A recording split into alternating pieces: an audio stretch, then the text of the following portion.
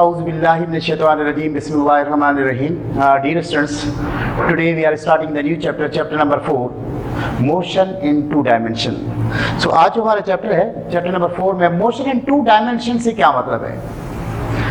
ऐसा मोशन जिसके दौरान दो डिस्प्लेसमेंट साइमल्टेनियसली कवर हो, उसको हम क्या कहते हैं? Motion in two dimension. जैसे let's suppose when a body is moving in a circle, let's suppose ये सर्किल है, एक बॉडी ए से मूव करके कहां पर आई है? बी पर. तो आप देखिए इसके दौरान जब बॉडी ए से बी पे जाती है तो यहां से लेकर ये आपका क्या है? This one is horizontal displacement and this one is vertical displacement. और बॉडी यही बॉडी ए से मूव करते हुए बी से गुजरकर अगर यहाँ पे बॉडी सी पर आ गई है, तो अगर आप यहाँ पे चेक करेंगे तो सी पर यहाँ से लेकर ये आपका क्या हो गया? Horizontal displacement. ये आपका क्या हो गया? Vertical displacement. So that means during the motion, at the same time when body covers the two displacements, such type of the motion is known as motion in two dimension. So आपकी book के अंदर motion in two dimension के दो types दिए गए हैं, दो examples दी गई हैं. वन प्रोजेक्टाइल मोशन और दूसरा क्या आपका? Circular motion. तो पहला पोर्शन जो आपका है वो क्या है? Projectile motion. पहला क्या है? Motion in one dimension. पहले हम इसकी डेफिनेशन कर लेते हैं. मोशन इन डायमेंशन अगर आप चेक करें तो आपके पास क्या है? The motion in a straight line, whatever the line is horizontal और vertical, called one dimensional motion. Motion in one dimension क्या होता है? या तो हॉरिजॉन्टल मोशन हो या वर्टिकल हो या स्ट्रेट लाइन में जो भी मोशन होता है उसको क्या कहते हैं? मोशन इन वन डायमेंशन कहते हैं. मोशन इन टू डायमेंशन जो आज हमारा टॉपिक है उसमें हम क्या पढ़ रहे हैं? The motion in a plane is called in a two dimensional motion. जिसमें हम दो चीजें पढ़ेंगे. अगर आप देखेंगे तो एक क्या है आपके पास? प्रोजेक्टाइल मोशन और दूसरा आपके पास क्या है? Circular motion. So dear students, पहला आपका जो पोर्शन था उसमें हमने कहा था आपकी बुक में क्या है? Projectile motion. What is projectile motion? Let's suppose बेटा अगर कोई शख्स यहाँ पे बिल्डिंग के ऊपर खड़ा हुआ है और यहाँ से स्टोन थ्रो कर रहा है, ऐसे जाके नीचे गिरा. आपको पता है जब बॉडी तो ऐसे थ्रो की गई थी लेकिन ये नीचे आया, ग्रेविटेशनल फोर्स. तो अगर ऐसा मोशन जिसमें सिर्फ एक फोर्स एक्ट करे, स्टूडेंट्स बहुत से कहते हैं सर पहले जब थ्रो करते तब भी तो फोर्स होती है, जब आप रिलीज करते हैं वहां से लेकर, जैसे आपने ऐसे स्टोन को ऐसे रिलीज किया, वहां से लेकर जमीन तक पहुंचने के दौरान एक ही फोर्स एक्ट करे. कौन सी? Gravitational force. और उसमें देखिए अगर आप कहीं पर भी जाएंगे, अगर सपोज करें आप ए से स्टार्ट हुए पॉइंट बी पर गए, तो यहाँ पे देखें ये आपका हॉरिजॉन्टल डिस्प्लेसमेंट है और ये आपका क्या है? वर्टिकल. अगर सपोज करें आप यहाँ पे सी पे गए तो ये आपका हॉरिजॉन्टल है, ये वर्टिकल है. अगर सपोज करें आप डी पर गए तो यहाँ से ये आपका हॉरिजॉन्टल है, ये आपका क्या है? वर्टिकल. सो आपने देखा कि जब बॉडी ए से बी पे पहुंची तो दो डिस्प्लेसमेंट्स हुए, हॉरिजॉन्टल एंड वर्टिकल. ए से बी से गुजरकर जब सी पे पहुंची तब भी दो है.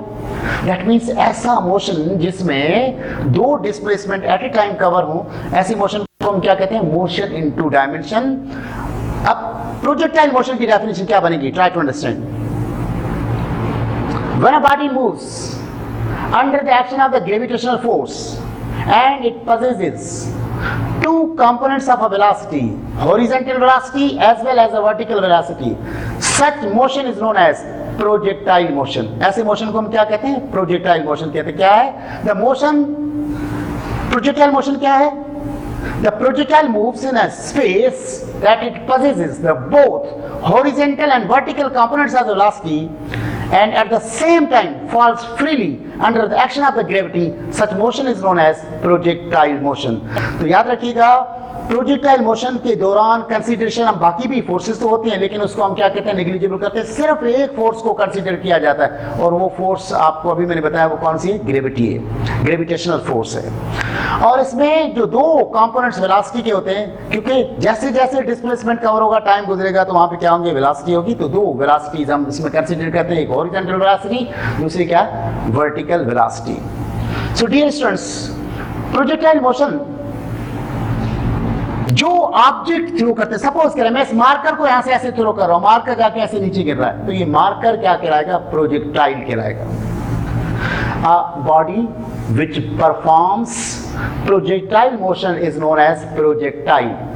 आपने देखा यहाँ पे ये जो पाथ बन रहा है ऐसे बेटा, ये जो ये पाथ है ये क्या है? ये कर्व पाथ जो बन रहा है, ये पाथ.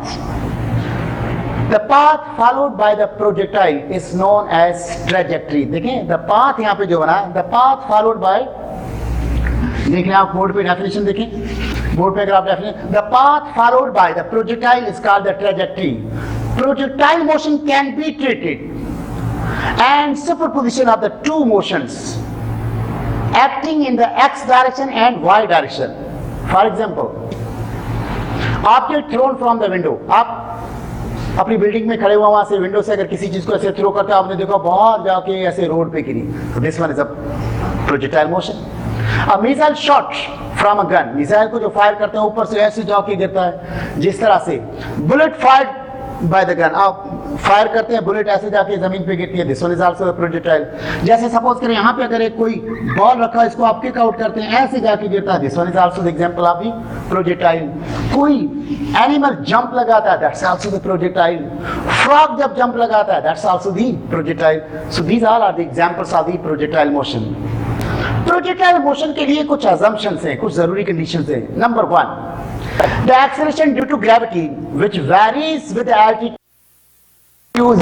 प्रोजेक्टाइल मोशन क्या मतलब? पहली बात देखें क्या लिखा हुआ है, the acceleration due to gravity g which varies with the altitude is taken constant over the range of the projectile motion। इससे क्या मुराद है? इससे ये है कि g की वैल्यू जैसे कि हाइट पे जाते हैं, एल्टीट्यूड पे जाते हैं, g की वैल्यू हालांकि क्या होती है, चेंज होती है, डिक्रीज होती है, लेकिन हम इसको क्या कंसीडर करेंगे, constant. First, the effect of the air resistance is negligible. Exactly atmosphere के अंदर एयर है, वो उसको रेजिस्ट भी करते हैं, लेकिन उस रेजिस्ट को हम नेग्लिजिबल करेंगे। दो ऑप्शंस हो गए आपके, असम्पशन हो गए। थर्ड क्या है, the rotation of the earth does not effect the motion. Earth जो रोटेट कर रही है, जाहिर है सर्कुलर मोशन का भी इफेक्ट होता है, लेकिन उसको भी हम क्या करेंगे, कंसीडर नहीं करेंगे। दूसरा, the mass, shape and the size of the body does not effect the projectile motion, ये भी हम जो है कंसीडरेशन में नहीं लेंगे। So these are the assumptions of the projectile motion. उसके बाद दो चीजें और भी अगर हम कंसीडर कर रहे हैं, all other forces which may be acting on the motion are neglected except the gravitational force। मैंने आपसे पहले कहा था रेजिस्टेंस ऑफ द एयर भी हो सकती है, फ्रिक्शनल फोर्स भी हो सकती है, रोटेशनल इफेक्ट भी हो सकता है। इन सब फोर्सेस को हम क्या करेंगे, निगलेक्ट करेंगे। सिर्फ एक फोर्स जो है उसको कंसीडर किया जाएगा, वो कौन सी, gravitational. The motion along the X and the Y axis are independent of one on the other, so we have the separate motion in two parts। दो टाइप्स के मोशन। ऐसा नहीं है कि हॉरिजॉन्टल का इफेक्ट वर्टिकल पे होता है या वर्टिकल का horizontal, they are the different modes। That's why we study the two types of the motion during the projectile। One is the horizontal motion, other one is vertical motion। अब आपके पास dear students, यहाँ पे अगर आप देखें, मैं अगर let's suppose यहाँ पर a body is projected at a certain angle, means angle क्या है यहाँ पे, थीटा है, with initial velocity v naught। एक बॉडी है जिसकी इनिशियल वेलोसिटी v naught है, थर्ड सर्टेन एंगल थीटा पे, इसको हमने ऐसे प्रोजेक्टेड किया।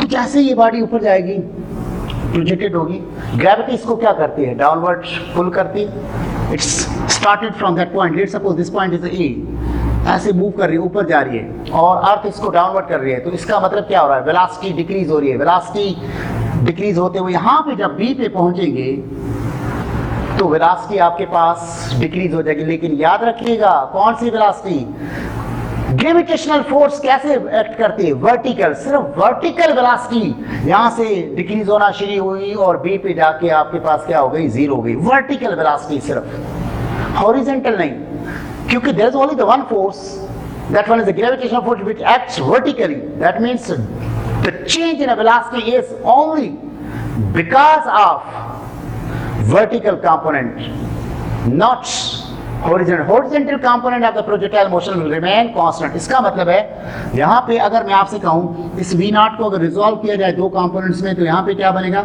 v naught x, वो बराबर किसके, v naught cos थीटा के।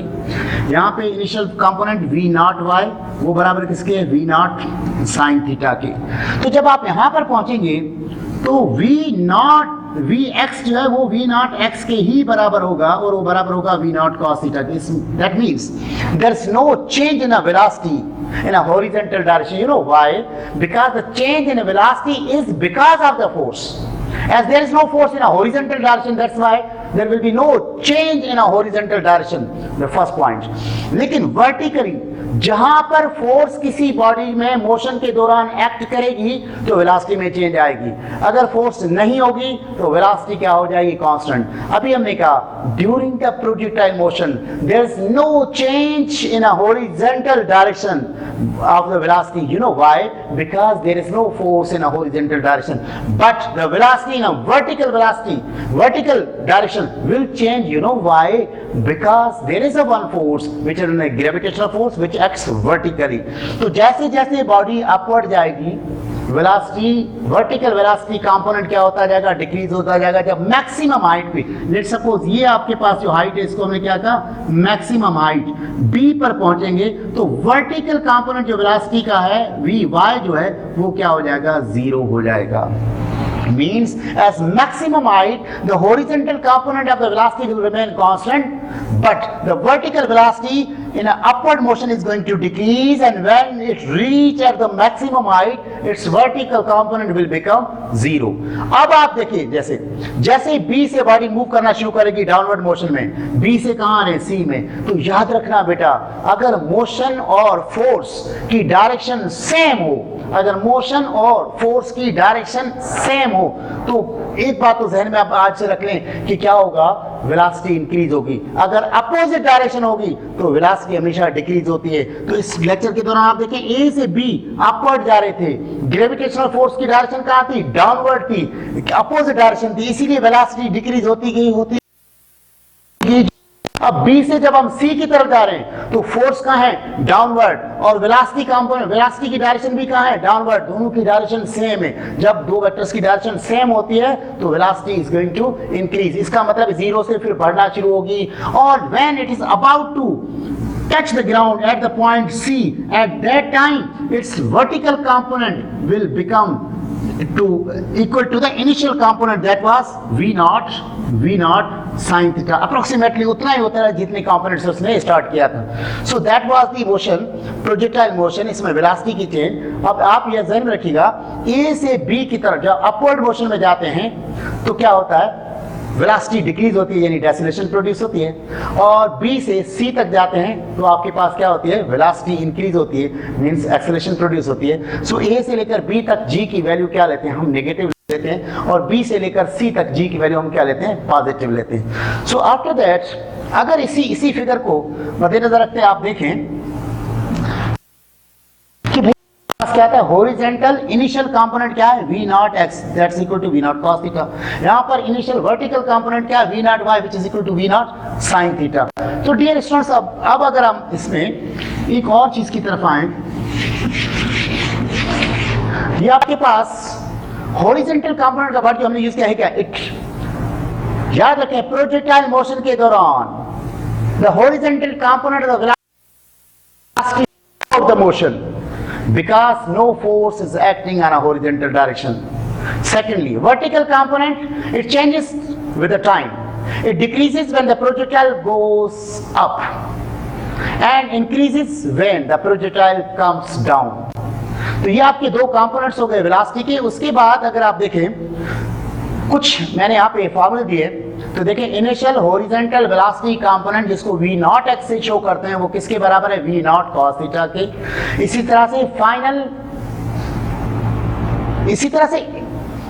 फाइनल हॉरिजॉन्टल वेलोसिटी कंपोनेंट जिसको Vx से शो कर रहे हैं वो बराबर भी V नॉट cos थीटा के ही होगा, क्योंकि there is no change in horizontal component. अब इसी तरह से हॉरिजॉन्टल डिस्टेंस की अगर बात करें, हम हॉरिजॉन्टल डिस्टेंस की बात करें जो आपके सामने है, तो याद रखिएगा फार्मूला बेसिकली वेलोसिटी का क्या था, V is equal to S upon T। So S is equal to what, V into T। S horizontal displacement को प्रोजेक्टाइल मोशन में कैपिटल X से शो करते हैं। So X is equal to horizontal velocity को V naught x कहते हैं into time, so time is the t। So that means you may write here x is equal to V naught x, अभी आपने कहा था V naught cos theta into t. So this is the formula for the horizontal displacement in a projectile motion.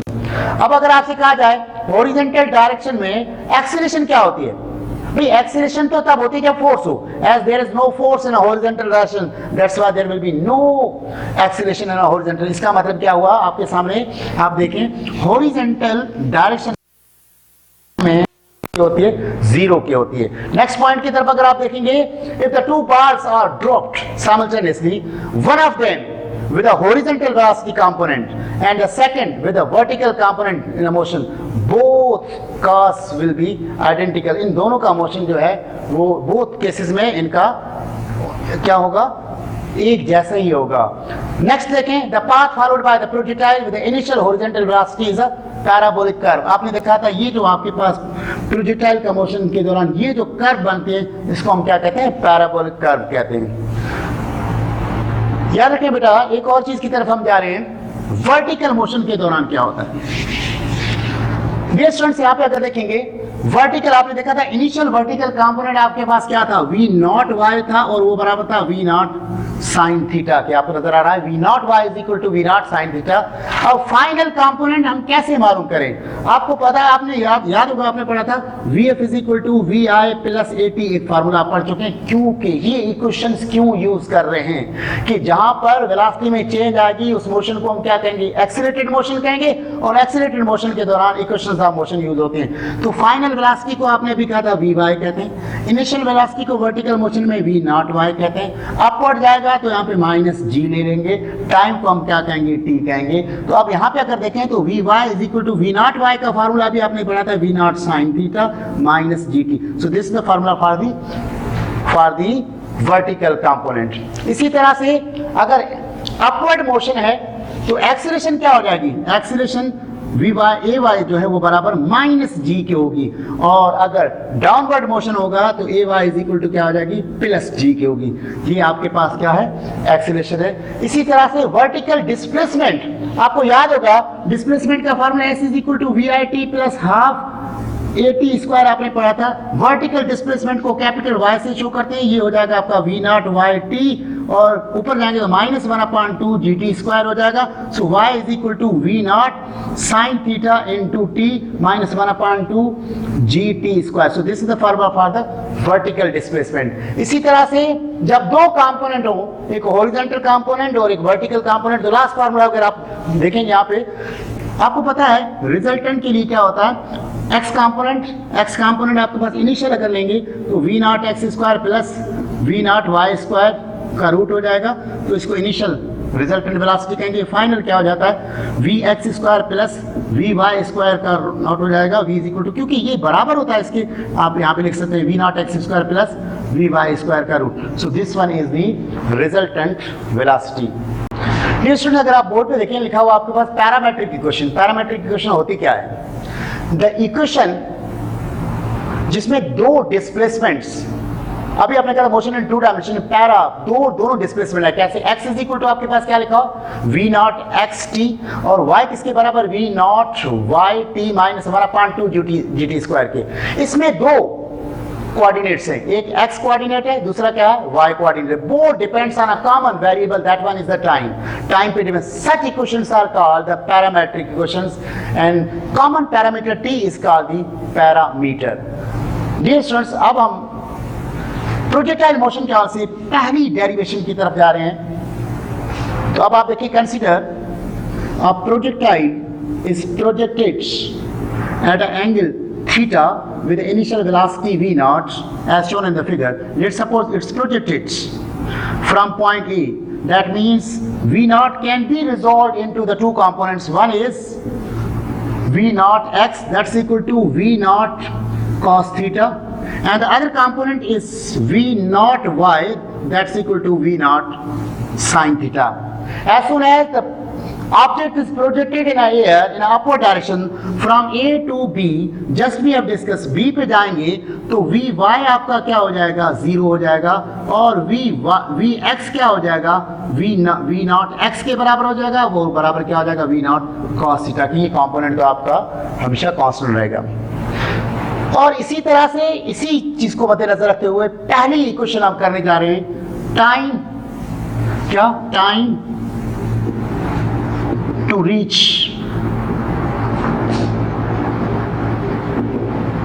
maximum height। क्या कहना चाह रहा हूं, देखें, time to reach the maximum height, पहली डेरिवेशन हम करने जा रहे हैं। यहां पे हम छोटी सी फिगर बना लेते हैं, इसको देखें। The object is projected at a certain angle like this. This one is the angle theta, and this one is point A, and that one is B, that one is the point C. और यहाँ पे आपके पास अगर देखा जाए time to reach the maximum height, तो इसमें हमें क्या क्या चीज़ें ज़रूरत है। यहाँ पे आपके पास है V naught X that's equal to V naught cos theta, projected V naught से किया था, इसका वर्टिकल कंपोनेंट क्या हो जाएगा, V naught Y is equal to V naught sine theta. यहाँ पे वी वाई किसके बराबर हो जाएगा, 0 के, क्योंकि हमें मैक्सिमम हाइट की बात कर रहे हैं, इसका मतलब है वर्टिकल मोशन की बात करें तो उसमें इनिशियल कंपोनेंट इनिशियल बराबर हो जाएगा V naught Y that's equal to, देखिए हमने कर दिया था क्या, वी नॉट साइन थीटा के, और फाइनल जो है V F final component velocity का क्या हो जाएगा, V Y that's equal to 0 metre पर सेकंड। ये हो गया आपके पास कंपोनेंट, कौन सा हो गया, वर्टिकल कंपोनेंट, दोनों हो गए, इनिशियल भी हो गया और फाइनल भी। अपवर्ड मोशन है तो acceleration in a vertical direction is equal to minus G की, अभी थोड़ी देर पहले हमने कहा था। Time to reach the maximum height, A से लेकर बी तक का टाइम सपोज करें टी है, जिसका फार्मूला हमने मालूम करना है। बहुत सिंपल सा फार्मूला है, देखो फार्मूला असल में होता है V F is equal to V I plus A T का फार्मूला आप पढ़ चुके हैं। अगर यहाँ वी एफ किसके बराबर रखेंगे, 0, वी आई किसके बराबर रखेंगे, वी नॉट वाई, प्लस के बजाय अपवर्ड है तो ए की जगह पे क्या आ गया, माइनस जी और टी। अब अगर बेटा इसको प्लस आर को इस तरफ लेकर आएंगे तो ये क्या बन जाएगा आपके पास क्या बन जाएगा, G T is equal to V naught Y. अगर इसमें आप वैल्यूज पुट करेंगे तो यहाँ पे आपके पास बन जाएगा G T is equal to V naught sine theta, और इसी फॉर्मूले को बेटा नजर रखें यहाँ पे, हमें मालूम क्या करना था, टी इज इक्वल टू किसके बन गया, V naught sine theta over G के। So this is the expression for the time to reach the maximum height. यहाँ पे देखें ए से लेकर बी तक, यानी ए से लेकर बी तक जाने का टाइम जो है, time to reach the maximum height during the projectile motion, that's formula is T is equal to V naught sine theta over G. I hope that one is clear for you. Thank you very much.